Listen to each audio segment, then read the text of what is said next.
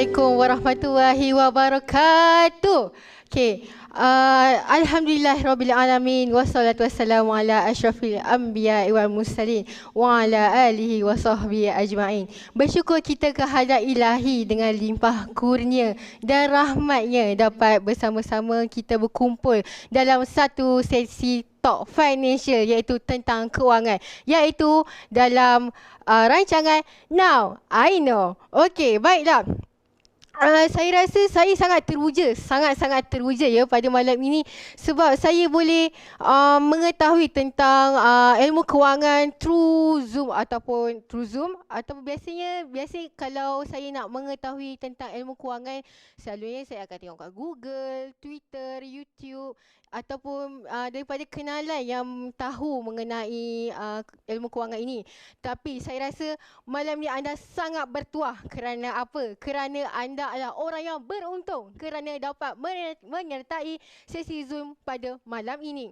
Baiklah, sebelum saya meneruskan, tentu anda tertanya-tanya, siapakah saya dan mana MC yang sebelum ini, yang kecil-kecil molek itu? Kalau maka tak kenal, maka tak cinta. Begitulah. Nama saya Nur Afrina Miti Muhammad. Okey, saya tertanya-tanya, dari mana sebenarnya kalian stream tengok Zoom ni? Adakah daripada rumah, office ataupun kereta, ataupun sambil-sambil tengah buat assignment? Telinga dengar buat nak dengar Now I Know ni. Boleh saya tengok? Oh, ada yang daripada rumah, ada yang tengah drive nak balik pun ada. Wow, anda orang yang bertuah. Anda sangat tekad nak dengar juga, tak kira di mana anda berada. Okey, berkaitan dengan isu semasa ya. Isu semasa saya rasa heboh lah sekarang mengenai PKPD. Kerajaan, Menteri Pertahanan telah membenarkan kita merentas negeri. So kebanyakannya orang ramai nak balik kampung.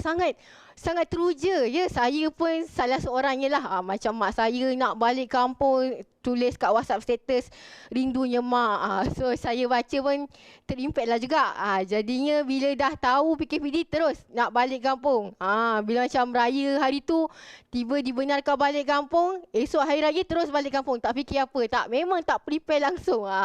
Jadinya saya time tu saya tinggal kat rumah lah. Saya biarkan je mak dan ayah saya balik kampung. Saya kat rumah tinggal dengan adik-adik saya. Tanpa jangan lupa jaga SOP, pakai mask, pakai hand sanitizer. Dan saya mewakili tim Now I Know mendoakan kesejahteraan dan keselamatan anda semua untuk pulang ke kampung. Dan jangan lupa rancang perjalanan anda sebelum hadap jam satu hari ni confirm. Hadap jam, so kena rancang. Okey, baiklah, tanpa membuang masa, saya bagi sikit-sikit lah input tentang speaker pada malam ini. Speaker malam ni merupakan kenalan saya, rakan seperjuangan saya dalam bidang ini. Dan beliau dalam bidang financial ni dalam 2 tahun. Tapi orangnya hebat. Beliau baru saja bulan November ni beliau memenangi MSA Gold 12K, iaitu Master Sales Award. Wow, saya sungguh amazed, sangat-sangat amazed. Jadi, tanpa berlengah dan membuang masa, kini saya menjemput speaker anda pada malam ini, Nur Aini binti Zainul Abidin. Alhamdulillah, syukur sangat-sangat kita dapat kembali bersiaran dalam sesi Now I Know kali yang ke-8. Dah kali ke-8 dah kita bersiaran. Okey, saya kena kenalkan dulu kan, walaupun kita punya MC tadi dah kenalkan. Okey, saya Nur Ain binti Zainal Abidin, saya dari Azam Gemilang Group dan merupakan influencer anda pada malam ini. Okey. Banyak ni nak cerita malam ni sebenarnya. Tapi sebelum tu saya nak tahu, kalau boleh komen kat ruangan chat sama ada suara saya, visual saya jelas ataupun tidak dekat anda punya device. Okey tak? Okey. So, tuan-tuan dan puan-puan, pada malam ini kita nak bincangkan tentang satu topik yang besar skopnya sebenarnya. Tajuknya adalah dunia tanpa takaful. Jadi pada malam ini kita nak bincangkan betapa besarnya efek dunia tanpa takaful. Tapi kenapa takaful? Apa itu takaful sebenarnya? Okey, takaful ini merupakan salah satu medium dalam proses untuk mengawal risiko. Dan takaful bertindak sebagai pengawalan risiko. Jadi untuk kita nak bagi banyak sebenarnya, kita akan bincangkan dunia tanpa takaful dalam industri. So, next slide. Okay, ini tajuk kita, dunia tanpa takaful. So, kita nak discuss tentang dunia tanpa takaful dalam industri. Kita ada banyak industri sebenarnya. So, dalam pula pada malam ini kita nak bincangkan tentang 6 ke 7 industri yang terefek sekiranya takaful tidak ada. So, kita akan pergi pada industri yang pertama, iaitu industri pembinaan atau pembuatan. Okey, tuan-tuan dan puan-puan, kalau anda dapat lihat di sebelah saya slide yang pertama. So, ini bangunan apa sebenarnya? Okey. Kenal tak bangunan ni? Bangunan ini adalah bangunan KLCC. Siapa yang tak kenal KLCC? Okey, jangan komen. Jangan komen tak kenal kat situ. Tolong jangan komen. Okey, ini KLCC yang sedang dibina. Okey. So, KLCC adalah atau dikenali juga sebagai Petronas Twin Tower. Okey. Bangunan KLCC kita ni pernah menjadi bangunan yang tertinggi di dunia sebelum diatasi oleh Burj Khalifah dan Taipei 101, I think. So, sekarang ni bangunan kita, bangunan KLCC telah menjadi bangunan yang ke-11 tertinggi di dunia. Okey, itu dari segi, kalau anda dapat lihat, terlalu banyak. Kalau dulu yang pertama, sekarang dah jadi yang ke-11. Terlalu banyak pembangunan yang berlaku di dunia sekarang. Dan, tahukah anda, pembangunan ini perlukan sesuatu untuk menjayakan KLCC. Okey, KLCC ni juga tambahan input untuk anda. Ia mempunyai 88 tingkat. Tingginya sebanyak 450 meter, hampir setengah kilometer. Manakala beratnya pula adalah 7 kali ganda lebih berat daripada kapal Titanic. Okey, dan ini adalah KLCC yang telah siap dibina. Banyak ni, tahu tak? KLCC yang telah siap dibina ni, macam saya kat awal tadi, tidak akan berjaya sekiranya kontraktor tidak mematuhi satu arahan yang memang telah ditetapkan oleh kerajaan Malaysia sendiri. Dan fakta yang menarik tentang KLCC, ianya terbina oleh dua kontraktor yang berbeza. Dua kontraktor ni bersaing untuk siapkan menara 1 ataupun menara 2 dulu yang siap. Dan kenapa diorang bersaing? Kenapa mereka bersaing? Itu adalah kerana pada masa itu, Malaysia mempunyai, ianya bukanlah kegawatan ekonomi, tapi dalam segi bajet. Bajet Malaysia agak kekurangan pada waktu itu. Jadi, kedua-dua kontraktor perlu bersaing menyiapkan bangunan KLCC ini sebelum masa yang ditetapkan. And alhamdulillah, bangunan KLCC siap lebih awal daripada masa yang telah ditetapkan. So, kontraktor tersebut, apakah syarat yang perlu mereka patuhi? Iaitu mempunyai atau mengambil pelan takaful ataupun insurans untuk pekerja-pekerja pembinaan. Untuk pekerja-pekerja yang kita selalu panggil sebagai buruh binaan. So, pekerja-pekerja mereka ni perlu di-insuredkan. Kalau dalam bahasa Inggerisnya di-insuredkan, dilindungi. Kenapa?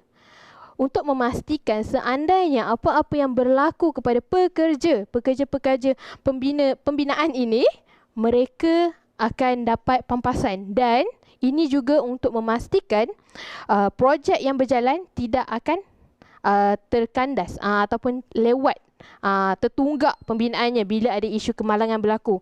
Sebab bila kemalangan berlaku, kita akan melibatkan pihak polis untuk buat penyiasatan dan sebagainya. Jadi benda itu akan melewatkan proses pembangunan.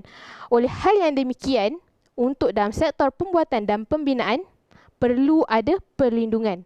Dan kalau anda sendiri sedar, betul ataupun tidak, kalau semua pekerja di sektor swasta perlu wajib mencarum sok-sok ataupun perkeso. Itu adalah satu majikan sendiri yang akan buat potongan, satu potongan KWSP dan yang kedua adalah potongan sok-sok ataupun perkeso. Kalau anda dapat lihat, itu merupakan satu kita boleh panggil sebagai requirement yang tetap, yang ditetapkan oleh semua syarikat. Okey, ini dari segi sektor pembinaan ataupun pembuatan. Alhamdulillah kerana kita punya kontraktor mematuhi apa kehendak Malaysia, jadi tersegah indahlah KLCC. Okey, ini dalam sektor pembuatan. Sekarang kita nak tengok dalam sektor penerbangan. Okey, kalau anda kenal, ini adalah airline dari company mana ni? Ini adalah airline Malaysia, Malaysia Airline. Okey, kalau kereta, kita buat kereta, kita belikan insurans untuk kereta kita. Betul tak? Sama juga dengan Malaysia Airline. Mereka juga membelikan insurans untuk setiap aset-aset mereka. Aset tu adalah kapal terbang. So, sebelum nak terbang, kapal terbang pun dilindungi. Dan sekarang, sekarang lagi lah waktu COVID ni, baru-baru ni, kawan saya yang nak kembali ke Mesir sebab nak ambil exam. Okay, mereka diminta untuk tunjukkan bukti yang mereka memiliki insurans, perlindungan sebelum lepas nak naik flight. Sebelum ni benda itu tak adalah ditegaskan oleh pihak kerajaan kita, tidak. Tapi sekarang lebih ditegaskan. Okey, saya nak berkatakan kalaulah nak terbang pun perlukan insurans. Kalau tak ada insurans tak boleh terbang. Bila tak boleh terbang, kapal terbang pun tak terbang lah kan. So bila kapal terbang tak terbang, apa akan jadi pada airport? Airport mestilah kosong sebab tak ada orang nak pergi airport untuk terbang. Betul tak? So bila airport kosong, apa akan jadi? Apa akan jadi dekat kios-kios, dekat gerai-gerai? KLIA 2 tu sebenarnya macam mall. Sebab kalau dulu student-student dari yang paling hampir dengan KLIA 2 adalah Universiti Sains Islam Malaysia. Saya rajin jugalah tengok student-student ni ke sana KLIA untuk berjalan-jalan. So bayangkan kalau airport itu kosong, tiada ekonomi ataupun tiada transaksi yang akan berlaku, betul tak? So bila itu berlaku, dengan kata lain, pekerja-pekerja yang berada di airport itu sendiri boleh kehilangan kerja, tak ada kerja. Sebab airport sendiri tak dapat nak dijalankan. Kegiatan yang selalu mereka buat tak dapat sebab penerbangan tiada. Penumpang pun tiada lah. Itu dia punya kesan lah bila kita ataupun company tidak menyediakan insurans ataupun takaful. Okey, ini bila orang ramai berpusu-pusu menggunakan perkhidmatan penerbangan. Tapi andainya tiada benda tu, apa akan jadi? Okey, kalau kita nak sentuh tentang penerbangan ni banyak lagi sebenarnya sebab ia akan melibatkan hal-hal yang lain. Okey, ini antara airport yang bukan antara airport, ini contoh airport kalau kosong. So lengang. Okey, kalau anda lihat di gambar bawah ni, iaitu company Brahim, syarikat Brahim, yang mana mereka membekalkan makanan dekat atas kapal terbang waktu sarapan. Yang paling famous adalah nasi lemak mereka. Okey, bayangkan kalaulah kapal terbang tadi tidak terbang. Tiada satu pun kapal Malaysia Airlines yang terbang. Apa akan jadi kepada company Brahim? Mereka yang membekalkan makanan, minuman kepada Malaysia Airlines. Brahim sangat terefek dengan keadaan yang berlaku. Kenapa? Sebab Malaysia Airlines merupakan salah satu customer ataupun pelanggan mereka yang utama, antara yang utama. Mereka sangat terjejas dan bila benda ini berlaku pada company Brahim, mereka kerugian sebenarnya dan mereka juga terpaksa untuk membuang ataupun melepaskan pekerja-pekerja mereka. Kerana apa? Kerana mereka mengalami kerugian. Itu efek sekiranya takaful tadi tidak berfungsi dengan baik. Sekiranya company ataupun syarikat Malaysia Airlines tidak mengambil takaful. Sebab kerajaan tak akan membenarkan apa-apa sahaja pengangkutan bergerak tanpa dilindungi, tanpa dijamin. Okey, ini adalah dari segi kesan yang kita dapat lihat. Selain itu, okey, kalau anda masih ingat kejadian MH370 dan saya minta maaf kalau ada dalam ini waris daripada MH370, ini sekadar perkongsian. Saya nak nyatakan di sini di mana atas kejadian yang berlaku, bukti, nak membuktikan kalau Malaysia Airlines mempunyai satu jaminan. Di mana, okey, contoh. Pampasan insurans sebanyak 5.45 juta telah diberikan kepada waris. Ini adalah pampasan, bukan pampasan individu ya. Ini adalah pampasan daripada Malaysia Airlines. Dia beri kepada waris. Dia beri kepada waris-waris yang waris penumpang MH370. Bukti menunjukkan bahawa takaful ataupun insurans itu wujud dalam industri ini. So ini apa yang mangsa-mangsa itu dapat.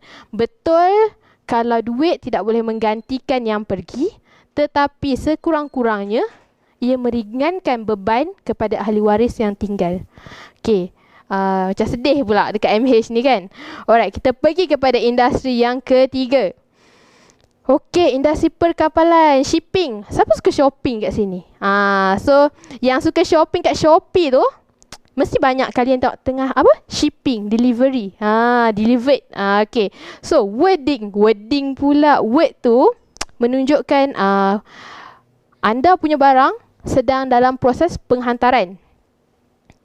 Bila barang anda rosak, betul tak anda boleh claim balik dengan pemborong tu ataupun penjual. Cakap barang rosak, jadi nak refund. Dan kebanyakan pembekal ataupun pemborong tadi akan pulangkan balik duit kita. Dari mana dia dapat duit tu balik? Sebenarnya, barang-barang kita yang nak dihantar pada kita juga dilindungi. Bayangkan kalau kapal ni tenggelam, barang-barang yang kat sini masuk dalam air, tenggelam, karam. Siapa yang nak ganti rugi semua barang ni? Syarikat akan rugi. Kerana itu, dalam perkapalan juga mempunyai insurans yang tersendiri. Kalaulah kapal ni tak ada insurans, mustahil bagi kita untuk merasa kereta-kereta mewah daripada US. Macam ni. Saya rasa ramai yang dalam ni gemar Mercedes, Ford. Kita takkan merasa kereta-kereta ni semua kalau kapal tu, kapal yang nak shipping kita punya barang tidak diinsuredkan. Kerana tiada jaminan kalau barang itu akan sampai dengan selamat.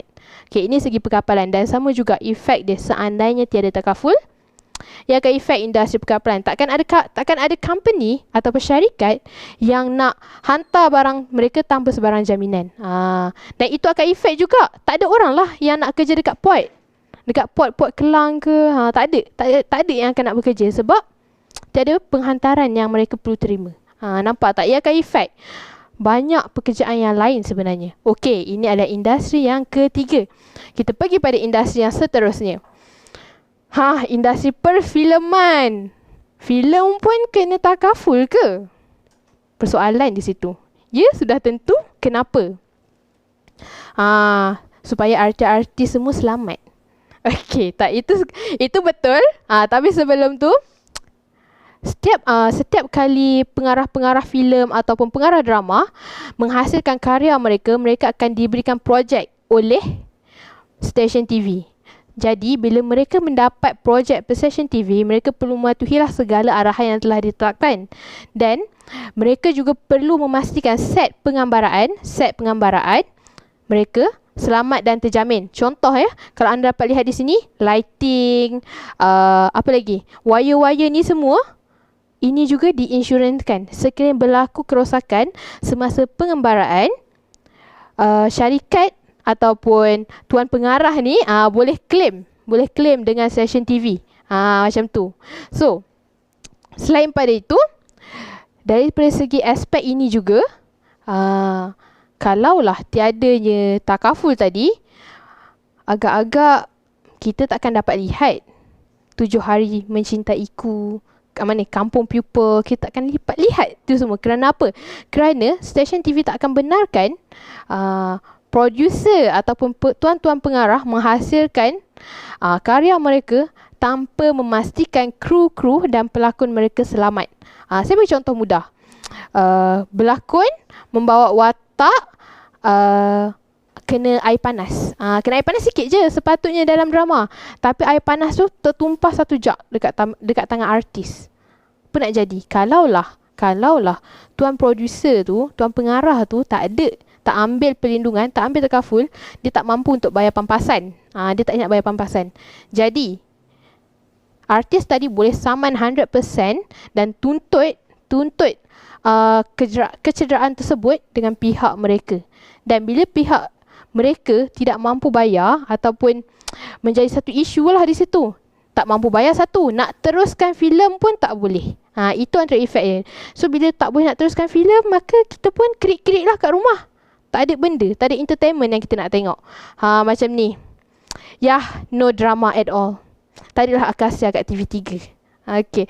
So ni nampak tak ni? Kalau bayangkan kalau tak ada siapa-siapa yang nak produce, kita tak dapat tengok tau cerita-cerita menarik macam ni. Dah lama sebenarnya tak tengok wayang. Lagi-lagi COVID ni kan memang taklah untuk kita pergi. Tapi kita boleh tengok kat Astro. Bayangkanlah kalau dekat Astro pun dah kosong, memang krik-krik lah jawapan kita kat. Okay. So ini dalam industri perfilman. So saya tak nak cerita panjang sebab nanti saya takut bertambah drama dekat sini. So kita pergi kat industri yang kelima. Okay. Industri pengangkutan. Sama macam perkapalan dan juga penerbangan. Rapid KL. Rapid KL ni juga mempunyai insurans yang tersendiri. Bangunan, maaf. Dia punya aset lah, kita panggil sebagai aset. Ini juga dilindungi. Jadi, kalau ada penumpang yang masuk dan yang menggunakan perkhidmatan Rapid KL, seandainya berlaku kemalangan semasa Rapid KL tu berjalan kan, mereka juga akan dibayar pampasan. Okay. So, kalau anda dapat lihat di bawah ini adalah Grab. So, Grab juga dilindungi. Syarat-syarat untuk jadi Grab. Grab car.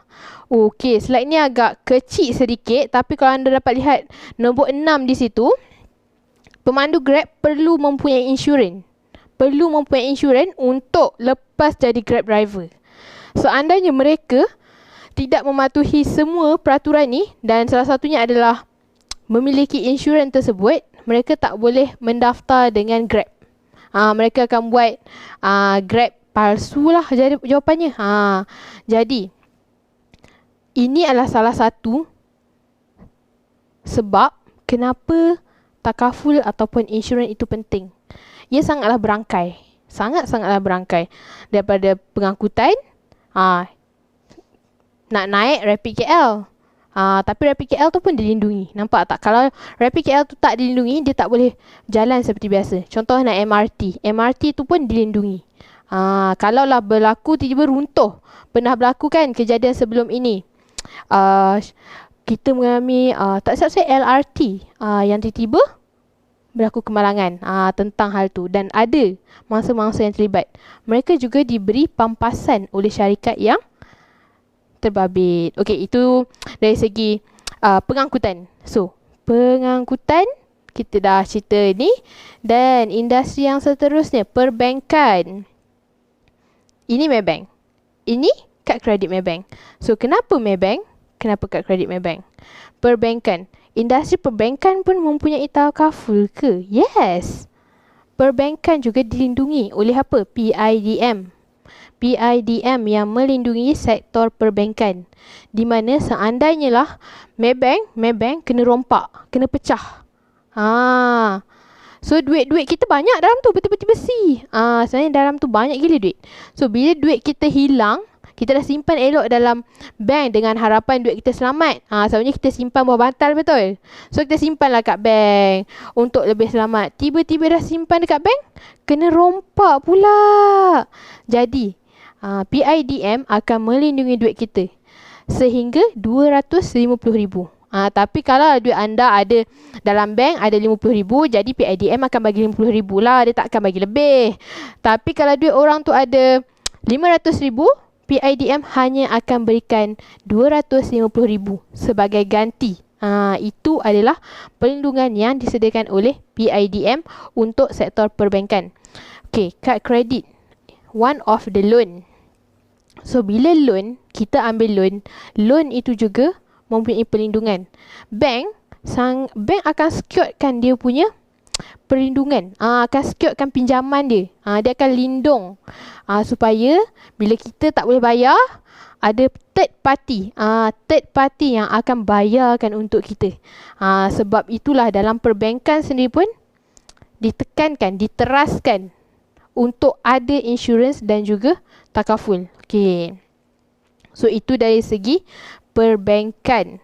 So industri, okey, industri yang seterusnya perbankan juga, iaitu MRTT, MRTA dan HPRT.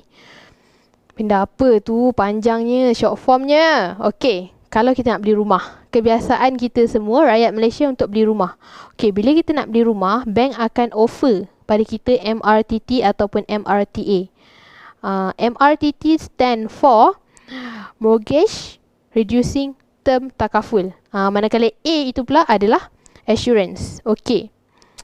Adakah wajib untuk mengambil MRTT ataupun MRTA? Tidak sebenarnya, tidak wajib. Anda mempunyai pilihan untuk ambil ataupun tidak skim lah, saya cakap skim ataupun plan tersebut. Akan tetapi kalau anda mati, kalau anda meninggal dunia, kalau peminjam meninggal dunia, siapa yang akan langsaikan hutang rumah tersebut? Siapa yang akan langsaikan hutang-hutang rumah tersebut? Adakah ahli waris? So, MRTT ataupun MRTA bertindak sebagai medium yang akan melangsaikan hutang-hutang anda. Kerana itu, bila nak beli rumah, cek balik sama ada kita mempunyai MRTT ataupun MRTA. Ada sesetengah individu mereka menggunakan life insurance mereka untuk sebagai jaminan untuk rumah. Seandainya rumah mereka bernilai 500,000 dan mereka juga mempunyai life insurance sebanyak 500,000 sebagai jaminan kepada rumah, supaya bila mereka meninggal, mereka menggunakan life insurance mereka untuk bayar baki pinjaman di situ. Itu pun adalah salah satu medium ataupun cara untuk melangsaikan hutang. Nampak tak? Itu dari segi rumah. Okey, sekarang car loan application, HPRT ni apa? Hire Purchase Reducing Term. Okey. Benda ini juga konsepnya sama seperti MRTT. Pernah tak anda sebelum beli kereta pula, bila anda dah beli, anda cek balik dokumen. Ada sesetengah syarikat ataupun bank seperti AmBank, mereka memang mewajibkan peminjam mereka ambil plan HPRT ini, Hire Purchase Reducing Term, setiap kali nak buat car loan. Kerana apa? Car loan juga bertindak seperti mana MRTT, yang mana akan melangsaikan hutang anda, sekiranya anda tiada. Sepatutnya tiap-tiap bulan kena bayar 400 dekat bank. Betul? Kena bayar 400. Dan contohlah, si ayah baru beli kereta Vios, baru 2 tahun. Tapi kena bayar 9 tahun. So, siapa nak bayar lagi 7 tahun kalau ayah dia meninggal pada tahun kedua? Kalau si ayah tadi tidak mengambil plan ni, jawapannya warislah yang perlu bayar. Jadi, bila kita nak beli kereta ataupun mula nak buat car loan, semak dokumen tersebut. Ada baiknya untuk kita memiliki benda ini, untuk memiliki plan ini sebenarnya, supaya kita lebih selamat dan terjamin. Supaya kita tidak menyusahkan orang lain. Kita jangan tinggalkan hutang sama sekali untuk keluarga. Sebaiknya meninggalkan lebihan wang kepada mereka untuk teruskan kehidupan. Okey, ini dari segi perbankan. Panjang pula cakap pasal bankan ya. Okey, industri yang seterusnya, kesihatan. Bila kita sebut kesihatan dan takaful, so tak lain tak bukan, perantaraannya adalah hospital swasta ataupun hospital private. So, ini adalah antara equipment dan facilities yang disediakan di hospital private, di hospital swasta. Bayangkan kalaulah kita semua tak ada takaful, tak ada insurance. Saya rasa mungkin kesemua private hospital tak dapat diwujudkan. Mungkin tak ada langsung. Sebab apa? Sebab orang kita tak mampu untuk pergi kepada hospital private yang menyediakan equipment yang sebegini. Okey. Dan mungkin juga yang lebih teruk sekali, hospital kerajaan kita penuh. Penuh dengan orang. Penuh macam kat pasar malam. Tapi kalau pasar malam penuh sebab kita nak membeli, betul?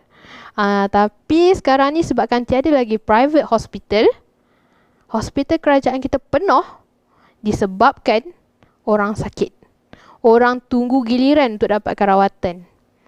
Jadi, fikirkan balik. Saya pula yang terfikir. Penting takaful ni sebenarnya. Betul tak? Kita sakit, kita perlukan rawatan yang cepat, yang segera. Tak boleh tangguh-tangguh. Sebab sakit tu perit. Jadinya, bayangkanlah kalau tiada benda ni semua. Mungkin akan ada hospital private, tapi mungkin satu. Kenapa satu? Sebab golongan T20 sahaja yang mampu untuk pergi ke hospital private tersebut. Kalau anda dapat lihat, ini adalah table ataupun jadual kita punya pendapatan. B40, M40 and T20. Ini adalah jadual pendapatan kita. Jadual pendapatan di Malaysia. Jadi golongan ini sahaja yang mampu untuk pergi ke hospital private yang mendapatkan first class punya treatment. Walhal kalaulah kita miliki takaful ataupun insurans, kita juga mampu untuk ke sana. Sebenarnya golongan yang bijak adalah golongan M40. Yang sekarang ni golongan yang bijak adalah golongan M40 yang memiliki pelan perubatan. Mereka tahu mereka tak nak bersesak-sesak di hospital kerajaan. Mereka tahu duit mereka boleh digunakan sedikit dalam ataupun digunakan sedikit untuk takaful. Jadi mereka memiliki pelan tersebut, memiliki pelan perubatan, dan mereka dapat menikmati seperti mana T20 nikmati first class punya treatment. Okey, ini segi sektor kesihatan. Semua orang mampu sebenarnya untuk mempunyai satu perlindungan. Jadi saya sudah banyak pula kita bebel pasal industri ni kan. So daripada semua itu tadi ada 7 industri yang saya tekankan. Bayangkan 7 industri ini sangat-sangat terjejas sekiranya takaful ataupun insurans tidak ada. Saya highlightkan tadi yang first sekali, yang pertama sekali, iaitu pembinaan. Bayangkan kalaulah majikan ataupun kontraktor tidak mengambil takaful untuk pekerjanya, apa akan berlaku? Seandainya apa-apa berlaku pada pekerja, berlaku kemalangan, apa yang akan berlaku? Nasib pekerja tidak akan terbela. Betul? Nasib pekerja tidak akan terbela. Projek akan delay. Terpaksa dilambatkan prosesnya. Jadi pembangunan akan lambat. Pembangunan negara akan lambat. Itu dari segi pembinaan.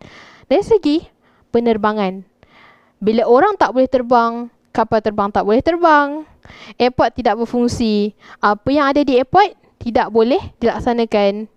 Jadi, ini juga akan menyusutkan perkembangan ekonomi. Perkapalan. Bila tiada takaful ataupun insurans yang cover kapal tersebut untuk melakukan penghantaran, tiada syarikat yang akan berani untuk letakkan risiko produk mereka atau barang mereka dihantar tanpa jaminan. Itu juga akan menyekat ekspor dan import dalam negara. Apa lagi? Perfilman. Perfilman tiada syarikat takaful yang cover untuk set pengembaraan. Mereka tidak akan boleh menghasilkan karya. Dan kita juga sebagai public tidak akan dapat menikmati entertainment, hiburan. Kita akan krik-krik. Saya ulang balik, kita akan krik-krik di rumah gitu. So, yang seterusnya adalah perbankan dan juga kesihatan. Kedua-duanya dilindungi adalah untuk diri kita supaya lebih selamat. Sekarang kita berehat sebentar. Dan selepas ini kita akan sambung pula impak dunia tanpa takaful bagi individu dan keluarga. Stay tune. Kita akan kembali selepas ini.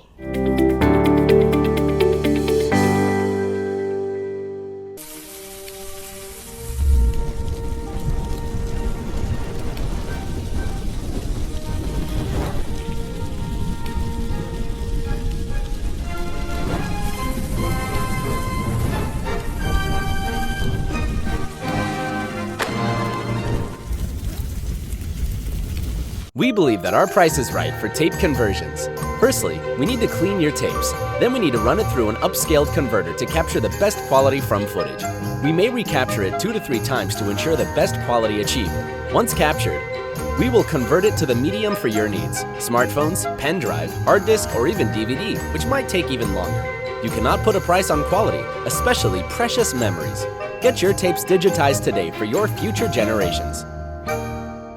Good news for our meatball lovers. We have our sauce pack in our range. Also, we're introducing our mashed potatoes and also the mushroom soup. You can have your mushroom soup together with the garlic bread. Just bake it in oven for 180 degrees, 10 to 15 minutes. As for the sauces, first of all, you need to thaw it fully. Just dip it inside the saucepan and keep on swirling the pan until it boils. Once it's boiled, it's ready to be eaten.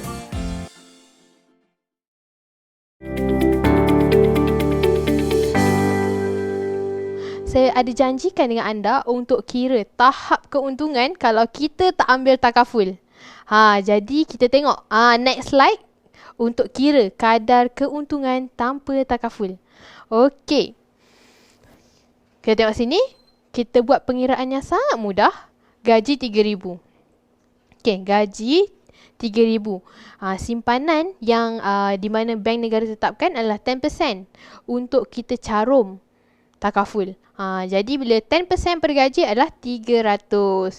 Jadi kita nak kira tahap keuntungan kita ni. 300 tu, andai kata kita ambil takaful, kita simpan sendiri. 300 tersebut kali dengan 12 bulan. Kenapa 12 bulan? Sebab setahun. So setahun punya gaji. Jadi kali pula dengan 20 tahun. Kita andaikan kita buat simpanan sebanyak RM300 sebulan selama 20 tahun.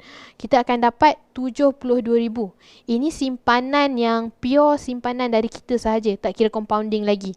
So kalau mungkin kira compounding mungkin akan jadi RM100,000. Untung ke tak sebenarnya bila kita mempunyai simpanan sebanyak ini? Sebanyak ini, RM72,000. Atau mungkin RM100,000. Bagi saya untung.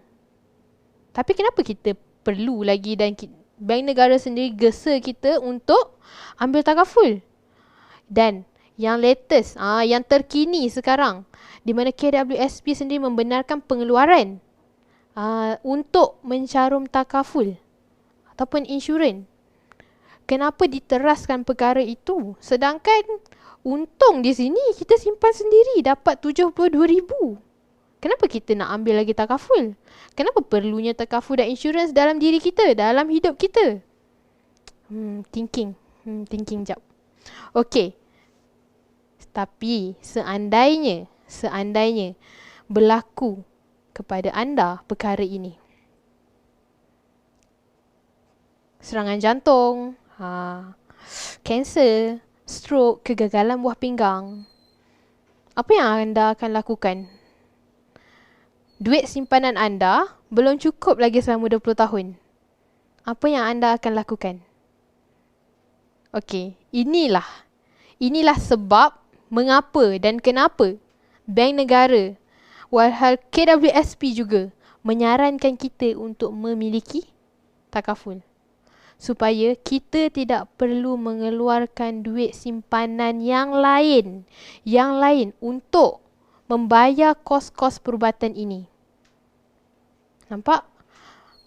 Duit kita baru sahaja menabung tak sampai lagi 5 tahun.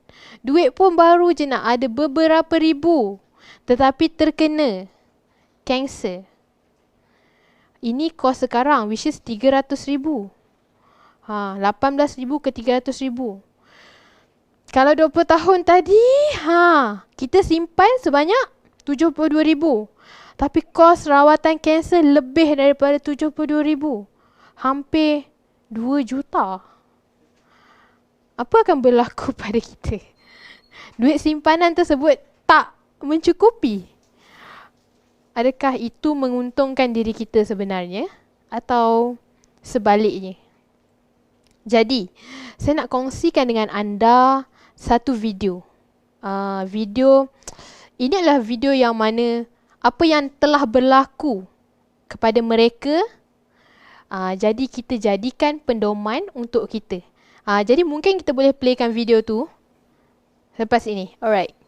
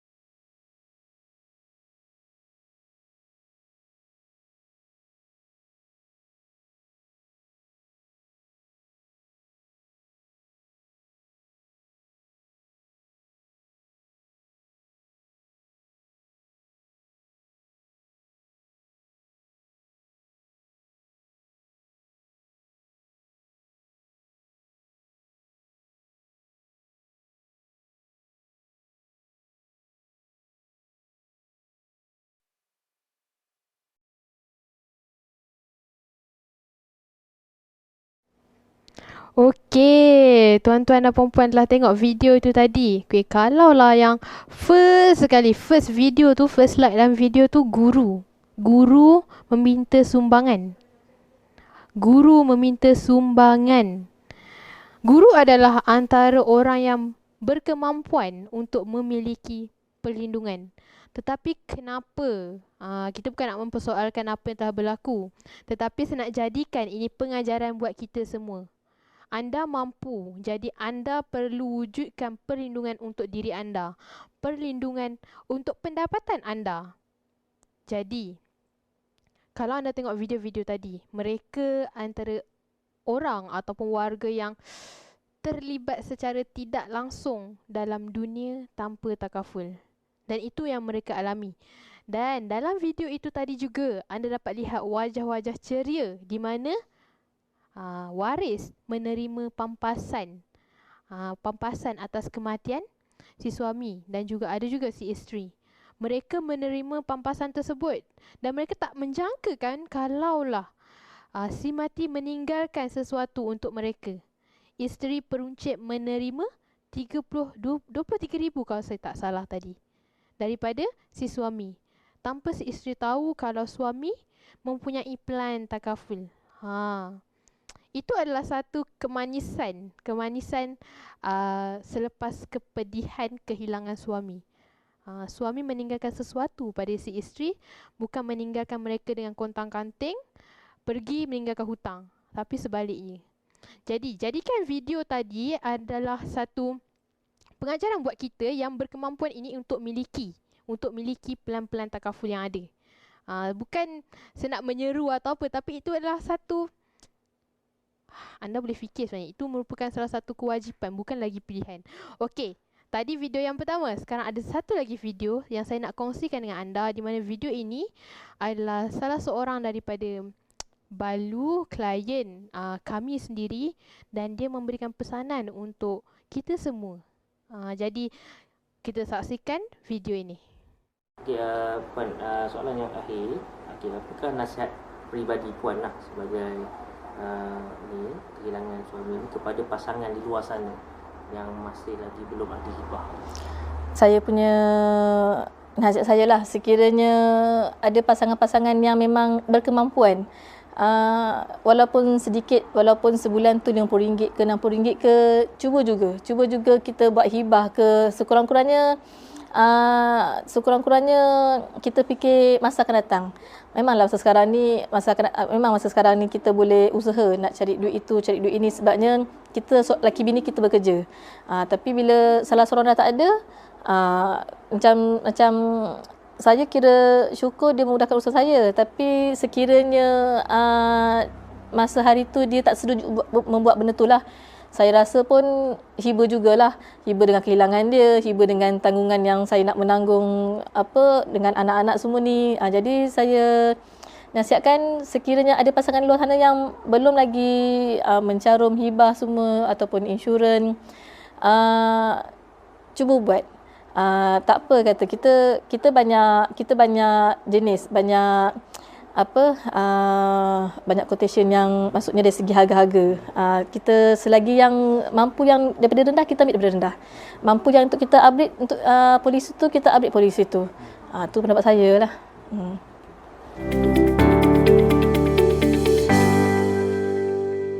Hai, anda dapat lihat video tadi?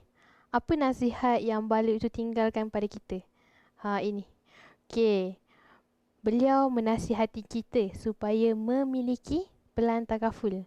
Walaupun seminimum yang ada. Kita buat atas kemampuan diri, bukan atas kehendak. Sebab orang lain ada, kita pun nak yang macam tu. Tidak. Tapi nasihat beliau, wujudkan satu perlindungan yang kita mampu. Kalau kita mampu serendah itulah yang kita miliki.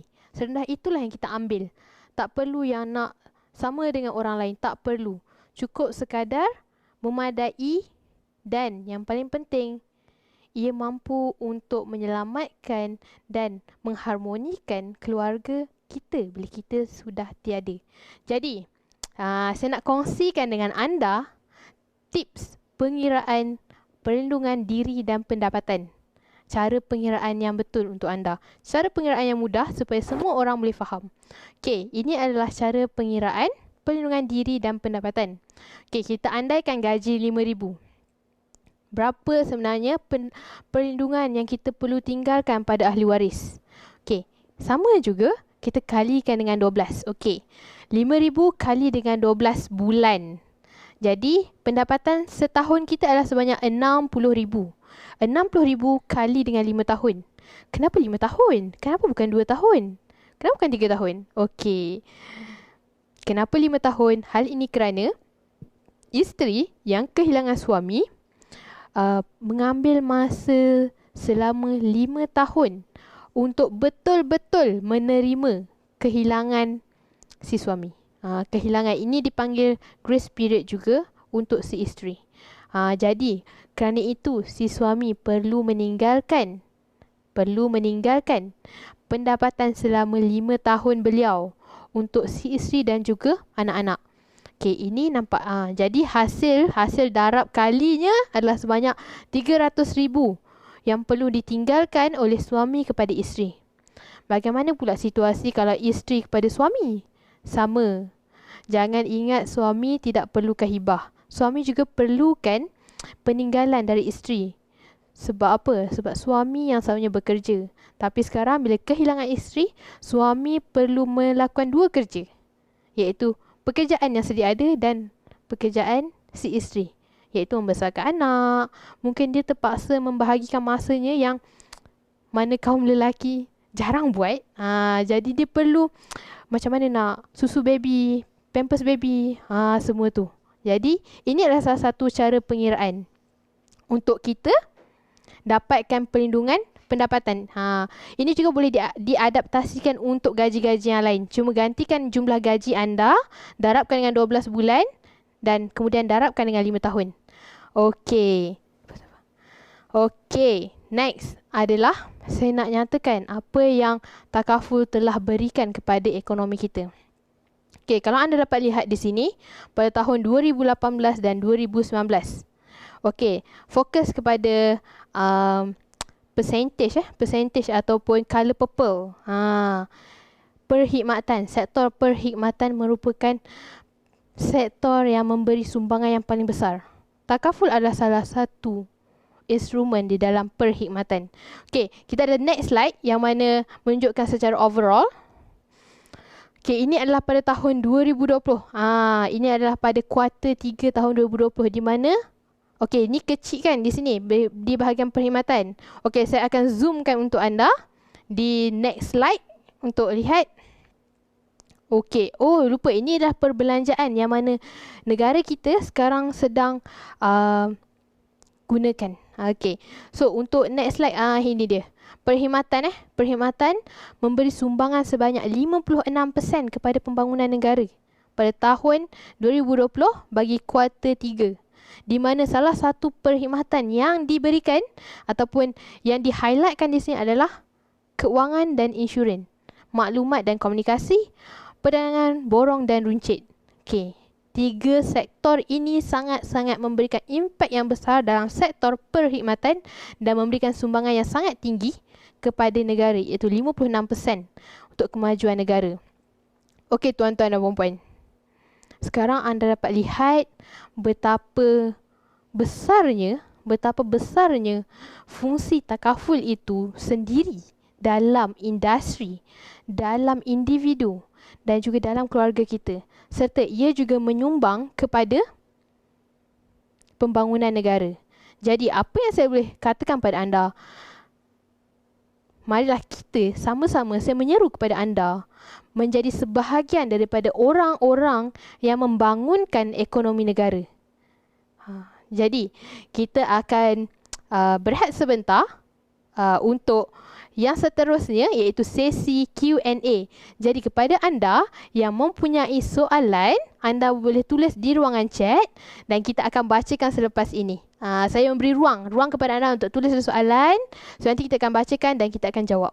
Okey? Okey, itu sahaja. So kita ke sesi.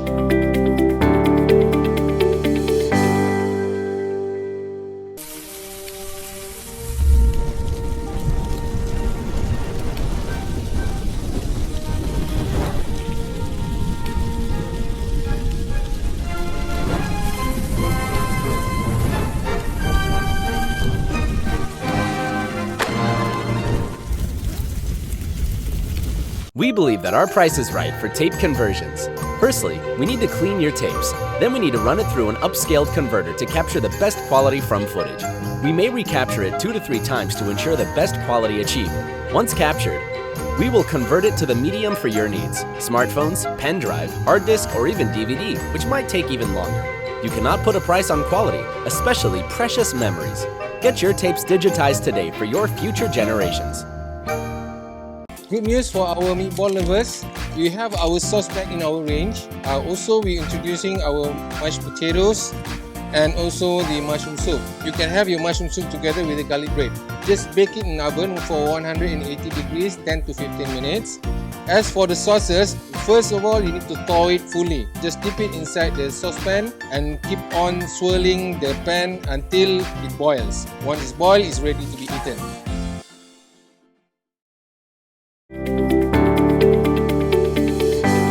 Alright, kita akan minta MC kita untuk bacakan soalan. Okey. Soalan daripada Alexia Alan, dia bertanya, macam mana Alexia Alan ya? Wow, commercial namanya. Okey. macam mana anak nak tinggalkan hibah untuk ibu bapa mereka? Bagaimana anak untuk tinggalkan hibah kepada ibu bapa?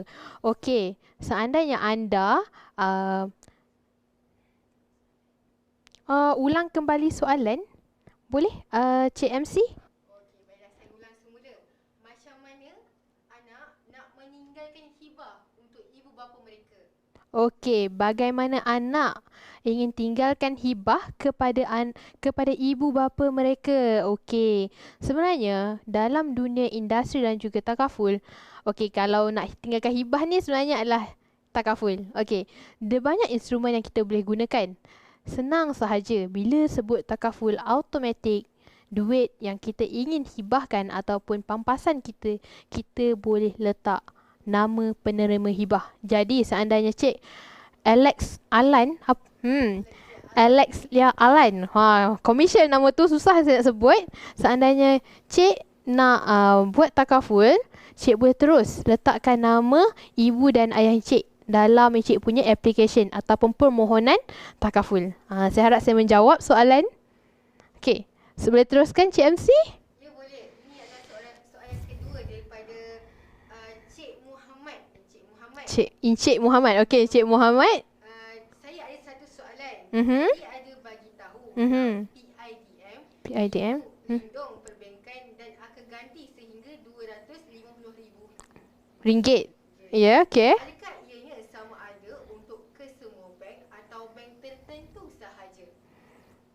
Ulang semula.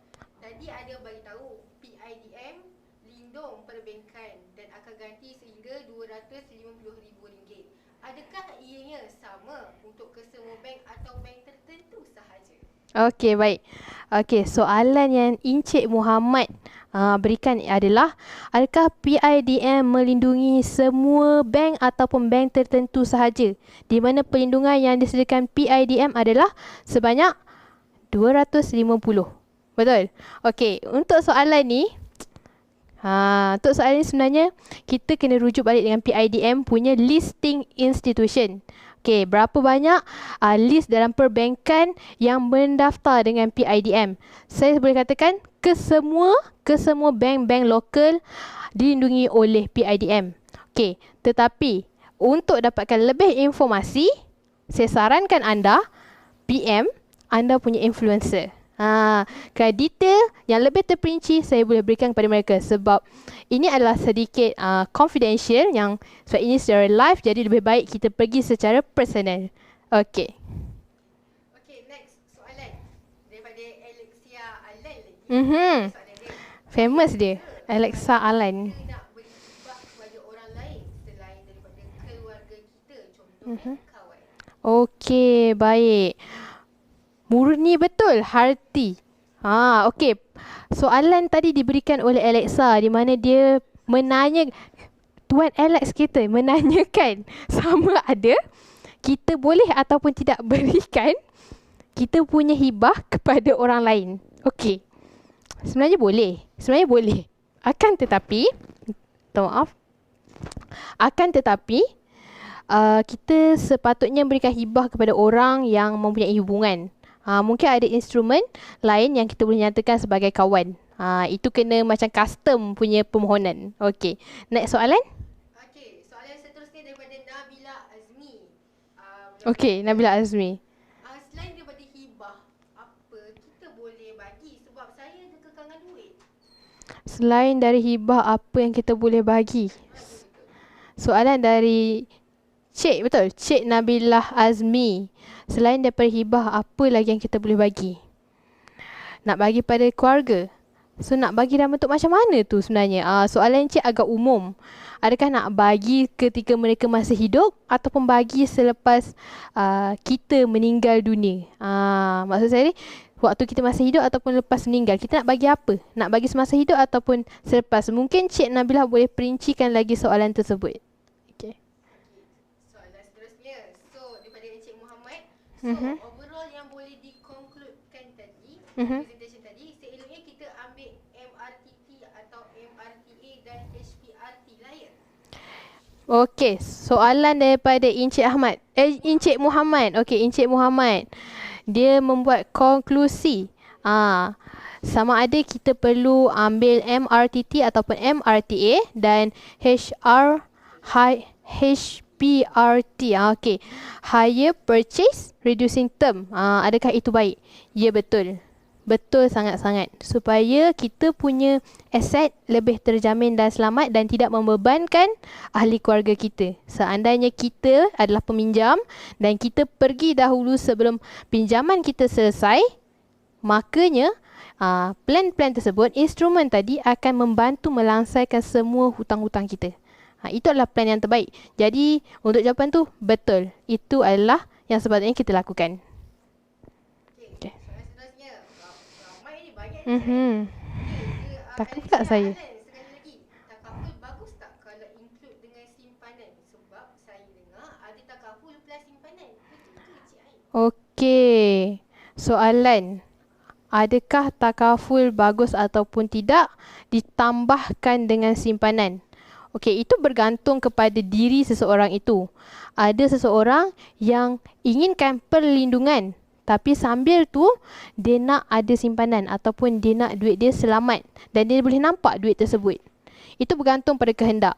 Saranan saya, apakah keperluan dahulu? Cuba kita ingat balik apa pesanan Balu tadi kepada kita semua. Adakah takaful tambah dengan simpanan cukup? Adakah itu kemampuan anda? Ataupun itu sebenarnya kehendak anda? Okey, itu anda perlu tanya diri anda. Seandainya itu cukup untuk diri anda, dan ambillah itu kerana plan itu lebih bagus berbanding takaful sahaja. Sebab sambil kita mempunyai perlindungan, kita mempunyai simpanan. Okey. Soalan seterusnya daripada cik atau puan. Dia bertanya, saya pernah kemalangan Okey. dan patah kaki. Mhm. Adakah saya masih boleh ambil takaful, contohnya hibah atau medical card? Okey, cik ataupun puan ya namanya? Cik puan lah, cik puan. Okey, pernah mengalami kemalangan dan patah kaki. Adakah beliau boleh memiliki hibah ataupun medical card? Okey, jawapannya adalah mohon sahaja. Mohon sahaja dengan company-company takaful. Akan tetapi declare. Declare tu maksudnya menyatakan kebenaran yang anda pernah mengalami kemalangan.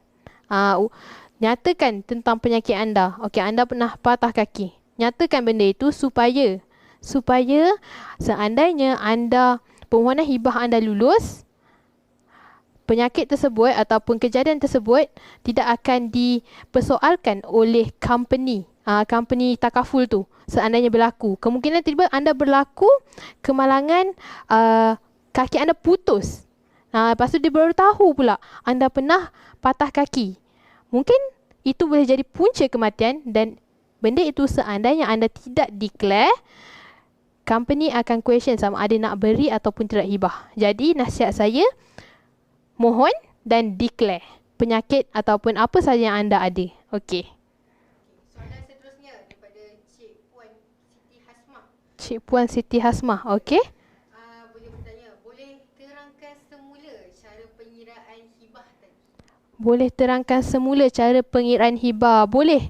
Jadi boleh saya minta tolong tim untuk kembali kepada slide tersebut? Kejap ya puan. Okey. Ini adalah cara pengiraan hibah yang paling mudah sebenarnya puan. Okey, ini adalah gaji. Seandainya gaji puan RM5,000. Okey, gaji puan RM5,000. Puan darabkan dengan 12 bulan. Okey, darabkan dengan 12 bulan. Kenapa? Sebab ini merupakan gaji setahun kita. So, gaji setahun adalah sebanyak RM60,000. Okey.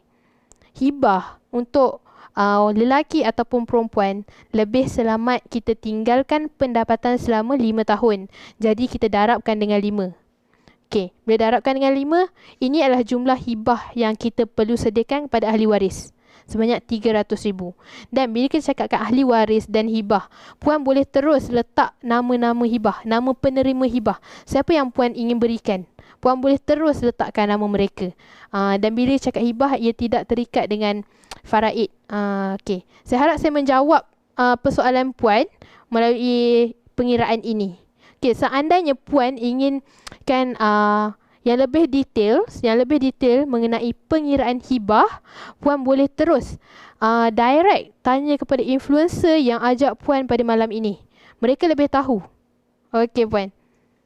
Okey, soalan seterusnya daripada Encik Faisal Fatihi. Dia bertanya, Faisal. kalau bayarkan untuk isteri hibah, penama letak nama sendiri atau suami, boleh ke? Okey, Encik Faisal Fathi. Beliau bertanya, seandainya kita ambilkan hibah untuk isteri kita yang bayarkan hibahnya, betul? Adakah penama nama sendiri ataupun kurang jelas? Letak nama sendiri, suami. Okey. Sebenarnya benda ini mengikut syarikat. Saya bagi contoh mudah. Ada satu syarikat di mana bila peserta mengambilkan hibah ataupun perlindungan untuk orang yang dilindungi, secara automatik peserta akan dapat hibah daripada orang yang dilindungi. Seandainya apa-apa yang berlaku kepada orang yang dilindungi ini, hibahnya contoh 100,000 pampasan yang akan terima. Secara automatik peserta yang bayarkan dia punya contribution, sumbangan bulanan, akan dapat hibah 100,000 tersebut. Okay. Soalan seterusnya daripada Cik Min. Boleh ke ambil polisi banyak-banyak? Macam mana kiraan pampasan tu kalau ada banyak polisi? Dari Cik siapa tu? Cik Min. Cik Min, boleh ke ambil polisi banyak-banyak? Lepas tu kalau claim boleh ke dapat macam tu? Macam mana kiraan pampasan? Okey, banyak sangat polisi. Okey.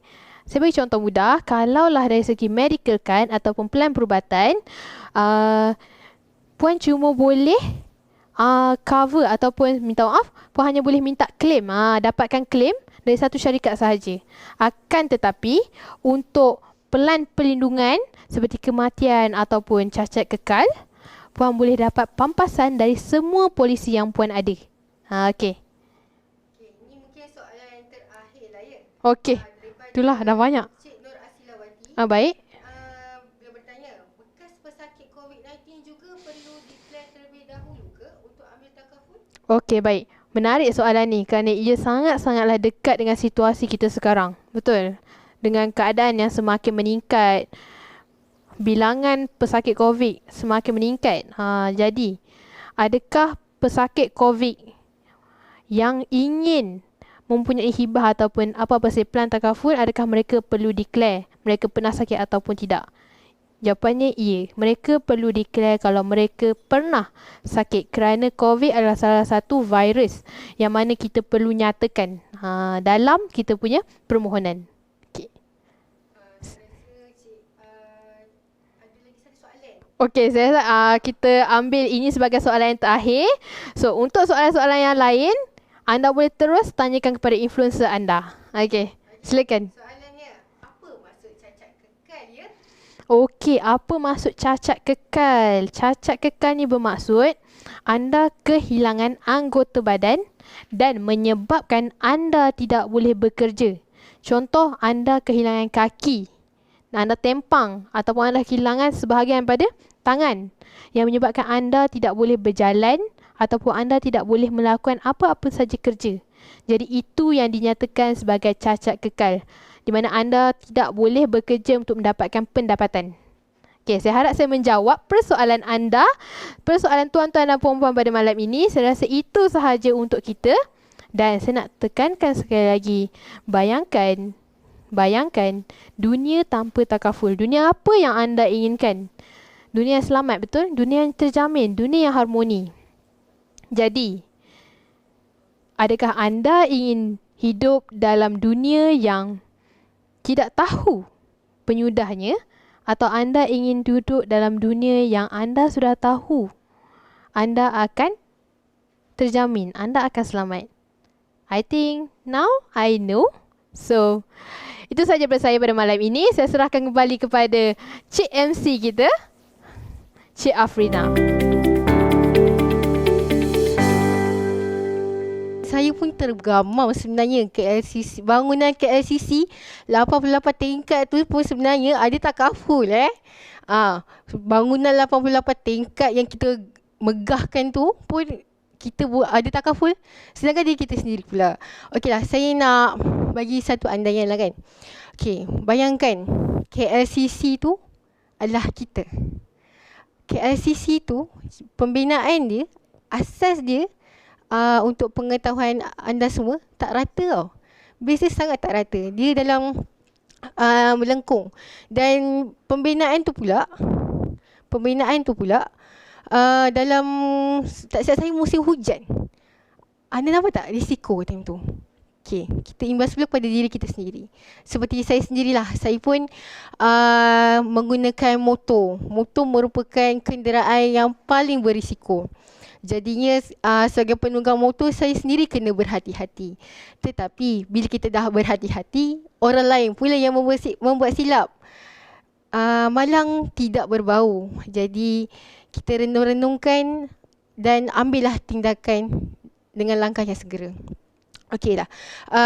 Saya ada satu perkongsian daripada ayat Al-Quran. Surah Yusuf, daripada Surah Yusuf ayat 47 sehingga ayat 48 mengenai Firaun bertanyakan kepada orang-orangnya bertanyakan pula kepada Nabi Yusuf. Firaun bermimpi. Dia bermimpi 7 ekor lembu betina dimakan oleh 7 ekor lembu yang kurus. Dan juga daun gandum yang lebat dan juga yang kering. Dan soalan itu ditanyakan kepada Nabi Yusuf. Kemudian Nabi Yusuf berkata, 7 tahun kena melakukan persediaan. Persediaan dengan cara apa? Bercucuk tanam dan semai sehinggalah besar. Dan 7 tahun kemudian berlakunya kemarau. Dan selepas itu berlakunya hujan. Apa yang saya boleh reflect daripada ayat tersebut? Kita boleh nampak dari sini segi ekonomi kita lah. Saya refresh balik pada tahun 1997 tahun kelahiran saya. Yang kita boleh nampak sekarang 1998. Merupakan kejatuhan ekonomi bagi saya, impak dia sangat buruk. 1998. Kemudian ekonomi kembali pulih dan turun semula pada tahun 2008. Jatuh semula selama 7 tahun. Nampak bukan? 1998 sehingga 2008. Kemudian ekonomi pulih semula. Sehinggalah jatuh semula pada tahun 2018. Berlakunya kejatuhan ekonomi sekali lagi. Dan pemulihan ekonomi selama 2 tahun. Tak sampai 2 tahun. 2020. Anda nampak tak? Kitaran tu sentiasa akan berlaku. Dan kemungkinan juga mungkin 2028 ataupun 2030. Kita tak tahu. Jadi, lakukanlah persediaan anda dengan sekarang. Tindakan yang terbaik adalah tindakan yang kita perlu lakukan sekarang dengan kontak influencer anda. Apa yang perlu saya lakukan? Okey, baiklah. Saya, anda mesti tertanya. Pada awal tadi saya bertanya, mana MC sebelum ni kan? Manakah dia?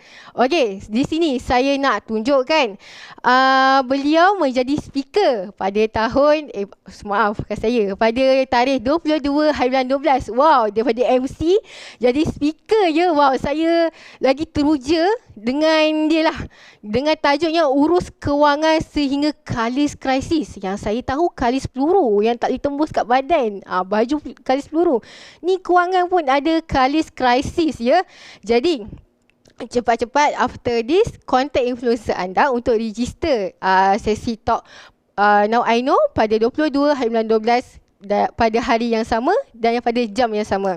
Okeylah, saya rasa pun waktu sangatlah mencemburui kita ya, sangatlah cemburu dengan kita. Jadinya saya mendoakan hari anda pada malam ini dalam sihat-sihat sejahtera.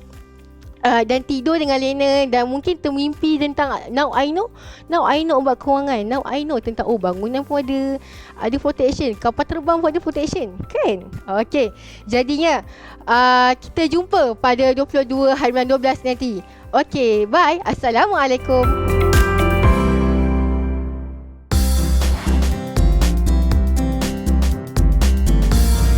Mad Grape TV.